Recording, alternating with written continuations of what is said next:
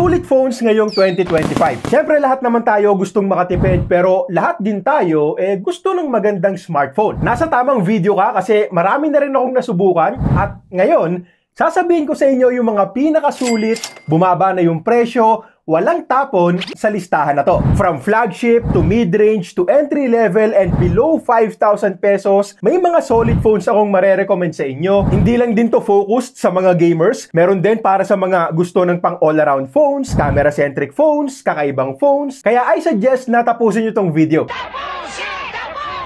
Bago mag-start, subscribe muna para maka 500k na tayo. Follow nyo na rin kami sa Facebook and TikTok. At huwag kayong mag-i-skip dahil kung dati na kayong subscriber, alam nyo na kung anong meron sa video na to.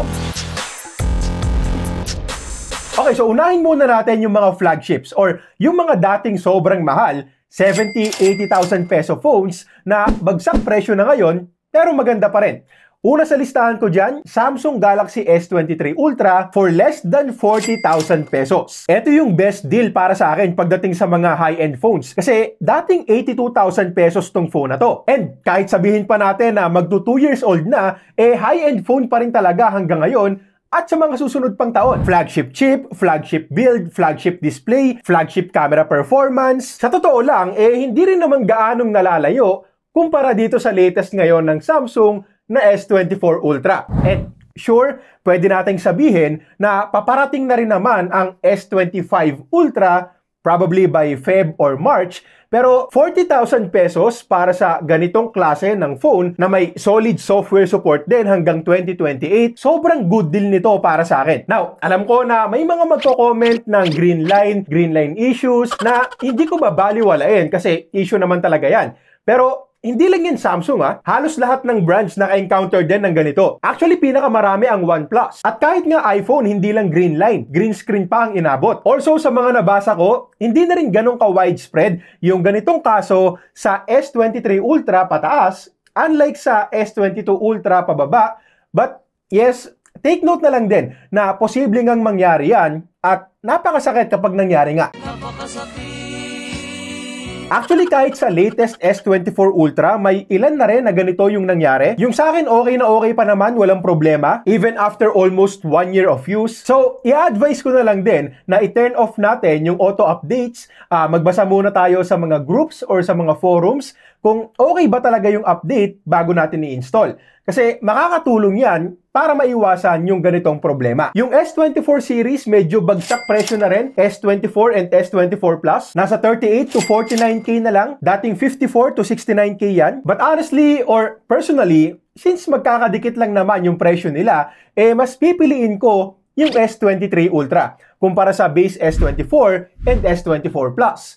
Yung S24 Ultra ang pwede pa. Dating 85k, ngayon nasa 65k na lang. And gamit ko to mula nung launch nung Feb hanggang ngayon. So, almost 1 year na rin. At sobrang gandang phone ito para sa akin.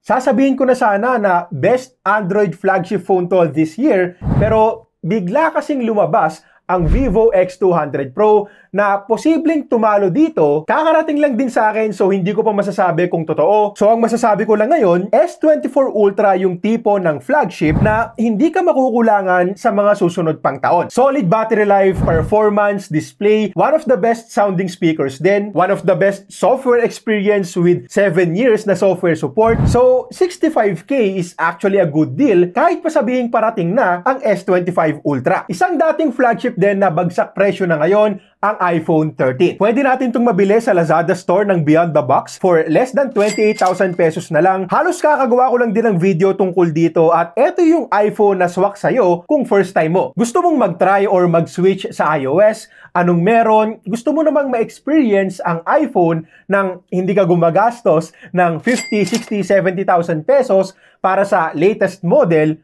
Ito yung sagot. Kasi nung ginamit ko yun, ramdam pa rin talaga yung pagka-flagship niya, lalo na sa ganyang price. Solid pa rin yung performance, may MagSafe, maganda for watching videos, panalo yung speakers, pwedeng-pwede pa rin kung gusto mong magmukhang sosyal dahil nga sa Apple logo. At ang nagustuhan ko pa, hanggang ngayon, ang ganda pa rin ng camera, lalo na for taking videos. Yung 60Hz na refresh rate, kahit naman bumili ka ng latest iPhone 16, 60Hz lang din naman yon.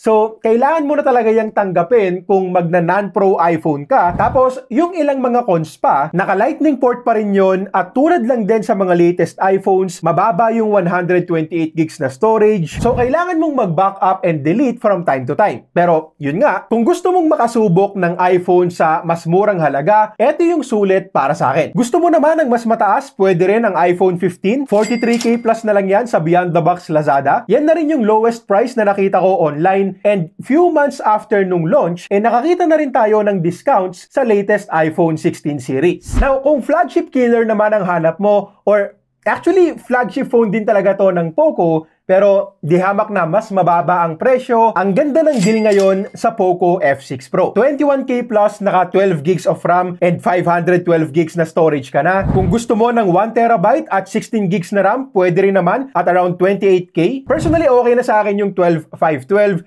Yan din yung marerecommend ko dahil sa price. And sure, 2022 flagship chipset yung gamit dito na Snapdragon 8 Gen 2. Pero promise, kahit sa mga susunod na taon, magiging mabilis pa rin tong phone na to. Dahil malakas din talaga. Almost 1.6 million din yung score sa Antutu benchmark. Yan na rin yung pinakamataas sa presyong yan. Bukod sa performance, panalo din yung screen, yung speakers, haptic feedback, fast charging. Sa akin, goods din yung build at design. Camera performance, pwedeng-pwede na rin lalo na sa discounted price. Yung battery life nga lang ang hindi ganun kasolid, saktuhan lang sa isang araw. At yung mga extra cameras like ultra-wide, macro, and selfie, hindi ganun kaganda para sa ganitong klase ng phone. So panoorin nyo na lang din yung full review ko para makita nyo. Still, panalong-panalo pa rin sa 21K na presyo. Bago tayo mag mid-range, eto pa yung ilang mga flagships. Galaxy Z Flip 6, 51K na lang. Kung gusto mo ng high-end flip phone, good deal yan kasi 66K ang SRP nito. Infinix Zero Flip naman kung gusto mo ng mas mura. Nagpo-promo yan ng 28K at mas sulit yan kumpara sa Phantom V Flip 2 ng Tecno. Tapos para sa flagship gaming phones, pwedeng-pwede pa ang Red Magic 9 Pro. Not the 9S Pro, Red Magic 9 Pro. Nasa 31K na lang din kasi ito ngayon at may full review din tayo dyan kung sakaling gusto nyong malaman yung mga pros and cons. Okay, so mid-range phones naman tayo at marami na ring magaganda dito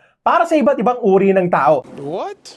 Para sa iba't ibang klase ng users, mas okay. Unahin ulit natin yung mga phones ng Samsung. Galaxy A55 5G from 25K, 16K plus na lang yan ngayon. Tingin ko one of the best selling phones to ng Samsung this year. Actually, fair price na para sa akin yung 25K nila nung launch at nung nireview ko. So, ngayong 16K plus na lang to, mas gumanda pa. 16K plus, naka proper mid-range Samsung phone ka na. Good camera performance, solid display, premium build, Gorilla Glass Victus 2, aluminum frame, tsaka glass back. May eSIM support na rin. Syempre expected yung vibrant display. 120Hz AMOLED yan. Hindi ko nga lang ito marerecommend for gamers since yung performance nito panapat lang din sa mga everyday apps natin. Tsaka nag-iinit din kasi. Hindi kasing init ng mga dating Exynos chips, pero umiinit pa rin. So, gamers, wag to. Para to sa mga casual users na gusto ng good all-around phone with good camera performance and panalong software support. Gandang deal sa 16K plus. Yung Galaxy A35 5G nasa 13K plus na lang din ngayon at solid deal din yan. Dating 21K. Kung may stretch mo pa yung budget mo, go for A55 na lang.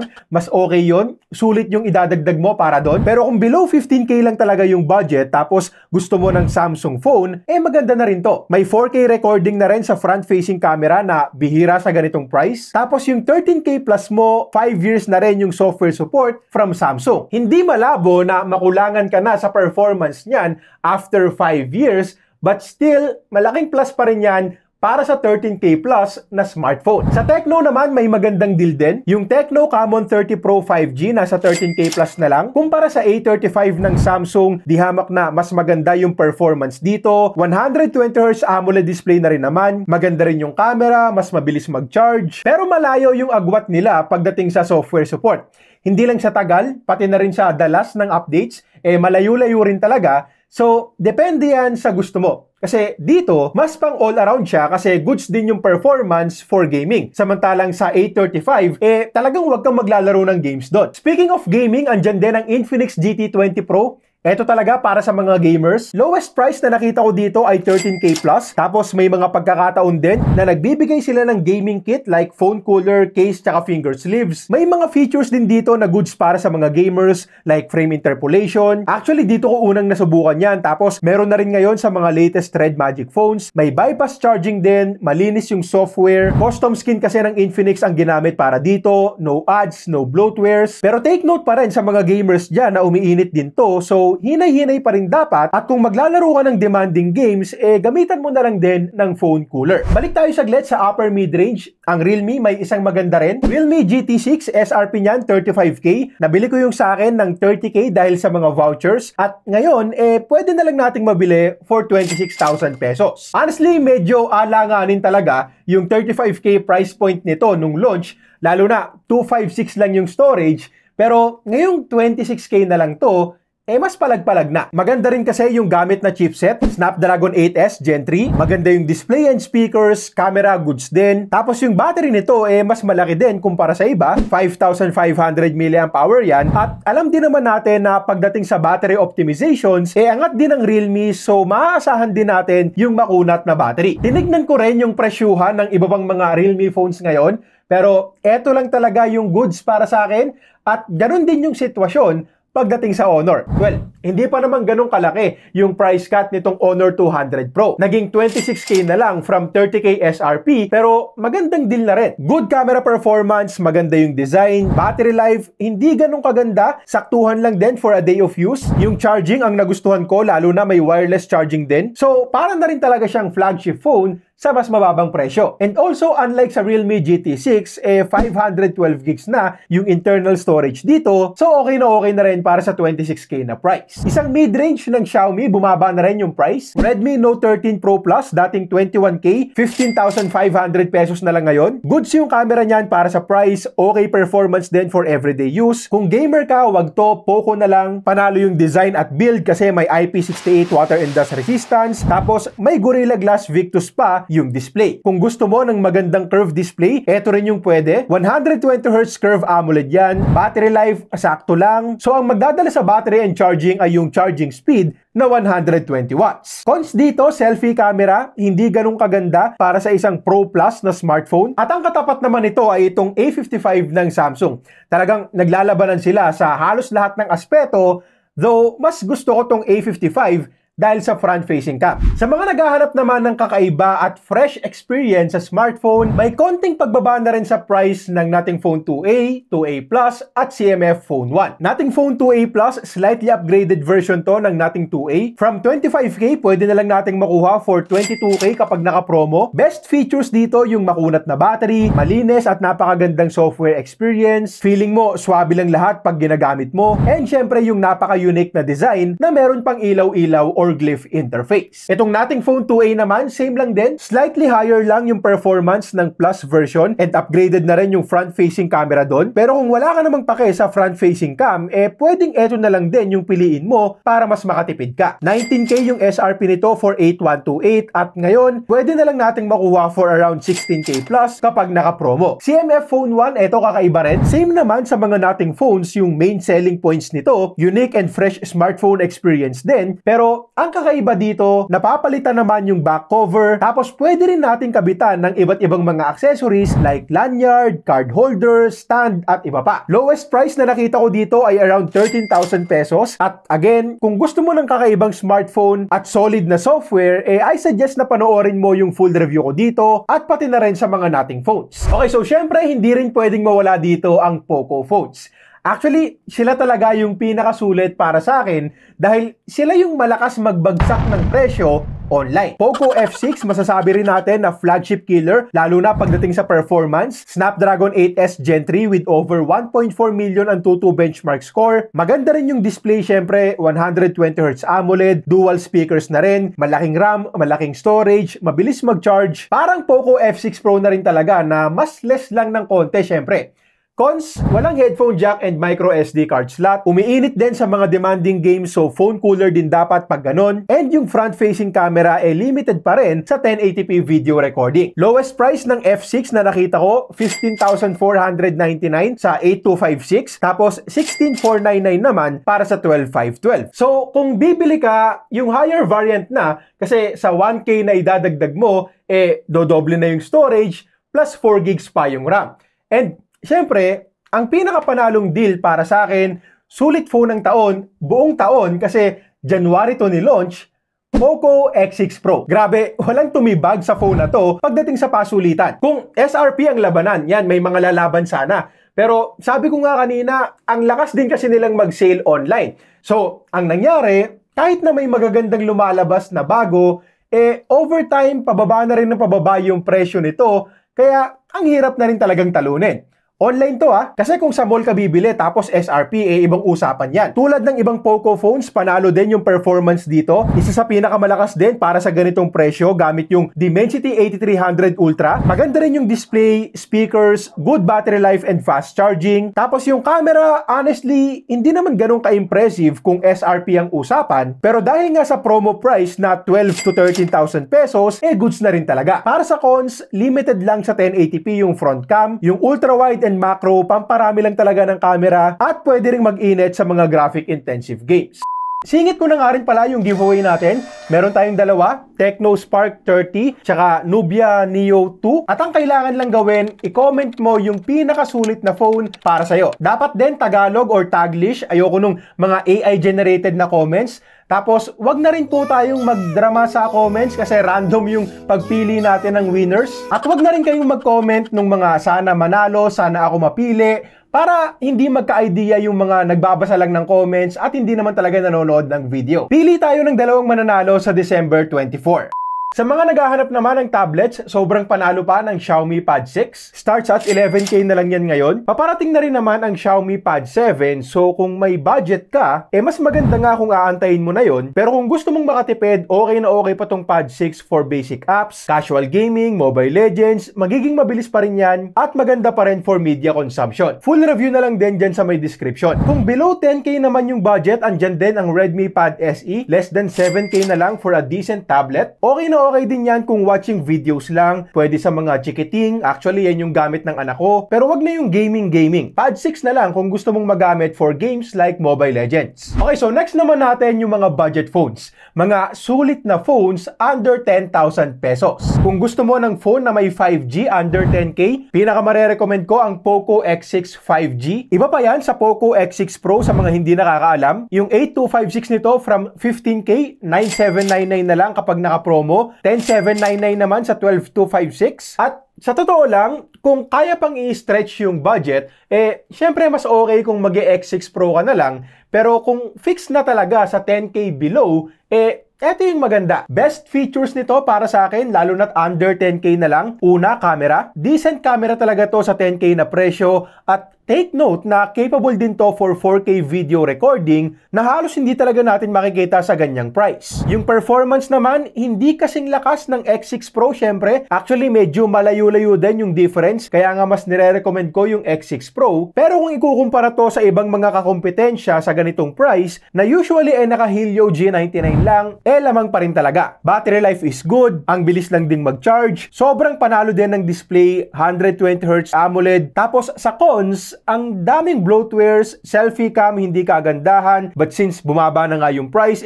pwedeng-pwede na. And take note na umiinit din to sa mga graphic-intensive games. Poco M6 Pro, isang panalo din. Dating 12K, tapos 7K na lang ngayon. At sa 7K na yan, sobrang panalo din ng display, 120Hz Flow AMOLED na manipis lang din talaga yung side bezels. Ang hirap talunin sa ganyang price. Yung chipset, Helio G99 Ultra, and honestly, Helio G99 lang din naman yan. So, hindi siya yung pang-gaming talaga, not for competitive gaming or graphic-intensive games, pero sa 7K na presyo, isa pa rin to sa magaganda at hindi na para magreklamo pa. Battery life, sakto lang. Power efficient din kasi ang Helio G99. So, usually kapag ganito ang chipset, mas mataas yung SOT na nakukuha natin. Pero dito, saktuhan lang para sa isang araw, tulad lang din sa ibang mga Poco phones. So, ang magdadala naman dito ay yung 67 watts na fast charging na hindi basta makikita sa ganitong price. Sa cons naman, bloatwares ulit. Tapos yung ultra-wide at macro cam, hindi sana kagandahan yan, pero dahil bihira lang din ang may ultra-wide and macro sa 7K na presyo, yung mga phones ng Infinix and Tecno na lalaban dito, walang ganon. So, big plus din to para sa M6 Pro. Ngayon, kung ayaw mo namang mag-Poco, natatakot ka sa boot loop issue, kasi yes, hindi rin natin babaliwalain yung boot loop history nila. Sa mga naka-encounter nun, hindi ko kayo masisisi kung ayaw nyo na ng ganito. At sa mga hindi nakakaalam, nagkaroon din ng issues yung ilang mga Poco phones noon, boot loop and dead boot naman. Hindi natin masisigurado kung mangyayari pa ulit yan sa mga bagong phones nila, pero mas maigi na rin alam nyo bago kayo bumili. So, ang isang tatapat dito sa M6 Pro, Infinix Hot 50 Pro Plus. Magandang phone din, premium looks and premium feels, lalo na napakanipis. Kapag naka-promo, pumapalo na lang yan ng 7K Plus. Yung display niyan, panalo din, lalo na kung gusto mo ng curved screen. Ang lakas makasosyal ng itsura at hindi mo talaga aakalain na budget phone lang. Smooth 120Hz refresh rate na rin yan. AMOLED pa, tapos 1080p resolution. Mas makunat din yung battery nito kumpara sa M6 Pro. Base yan sa screen on time na nakuha natin sa PCMark battery test. Camera performance, goods na rin para sa 7K plus na phone. Tapos pagdating naman sa mga cons, no headphone jack and yung software support. Hindi kasi madalas magbigay ng updates ang parehong Infinix and Tecno. At speaking of Tecno, eto isa ring napakasulit. Tecno Spark 30 Pro. Sa sobrang pagkasulit nito, nababangga niya na rin talaga yung mga kapwa Tecno phones niya. Like for example, the Tecno Spark 30. Sobrang dikit kasi ng presyo ng dalawa, so mas pipiliin ko na lang yung Spark 30 Pro. At well, 10K talaga yung SRP nito, so kung sa mall ka bibili, baka wala masyadong discounts. Pero pag online kasi, nilaunch nila to for just 6,000 pesos. Ngayon, mga 6,800 to 6,900. Pero kahit na 8K pa yung price niyan, panalo tayo dito. 120Hz AMOLED, Helio G100 na same performance lang din naman sa G99. But again, goods pa rin yan sa ganitong price. Naka-dual speakers na rin, malaking RAM, malaking storage, good battery life and fast charging. Tapos, meron din silang special collab with Transformers. Kaya kung makikita nyo yung design, Optimus Prime na Optimus Prime. Siyempre, may bayad din yung collab na yan. So, very impressed ako na napababa nila ng ganito yung price.